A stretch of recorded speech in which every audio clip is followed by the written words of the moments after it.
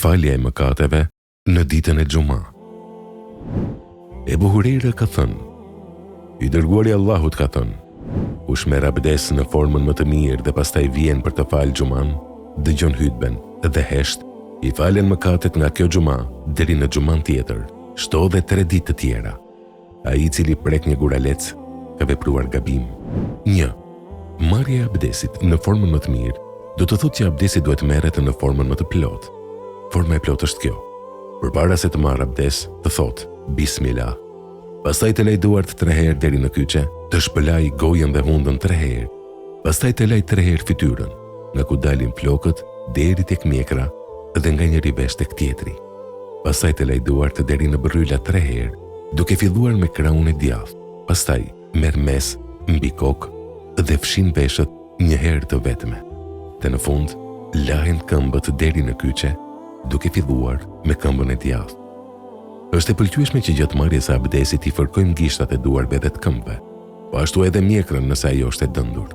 Pas mbarimit të abdesit është veprim i pëlqyeshëm me thënë shehadetin dhe të lutim Allahun e lartësuar të na bëjë prej atyre që pendohen dhe janë të pastër. 2. Muslimani i cili hyn në xhami në ditën e Xuma e ka të lejueshme që të falë 2 rekate namaz, por nëse dëshiron mund të falë edhe më tepër. 3. Kur fillon hutbja, muslimani e ka për detyrë që ta dëgjojë atë, të hesht e mos të merret me fjalë, të luaj e diçka të ngjashme. 4. Bujaria e madhe e Allahut të lartësuar ndaj robërve të tij, duke qenë se faljen e namazit të Xumas e ka bërë shkak për shlyerjen e mëkateve për 10 ditë, sepse një i mirë shpërblehet 10 fish. Kushti i faljes së mëkateve është që muslimani të mos ketë vepruar mëkatet e mëdha. 5. Gjatë mbajtjes së hutbes nga imami, muslimani duhet të bëjë shumë kujdes. Në një hadith profetit Muhammed alayhis salam flitet për guralec, sepse në kohën e profetit alayhis salam xhamit kanë qenë të shtruara me guralec e jo me beton si në ditët e sotme.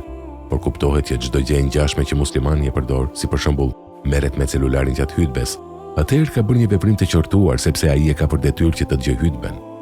Duke qenë se prekja dhe lëvizja e guralecit është një veprim i qortuar, atëherë kuptohet vetvetiu që e folura gjatë kohës që imami po mban hutben, qortimi është më i rëndë.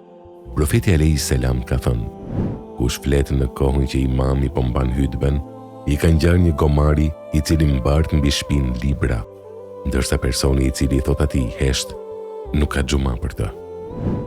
6. Nëse shikon që gjatë hutbes dikush flet, atëherë me shenja tregoj se nuk duhet flas, por kujdes që vetë ti të mos flasësh.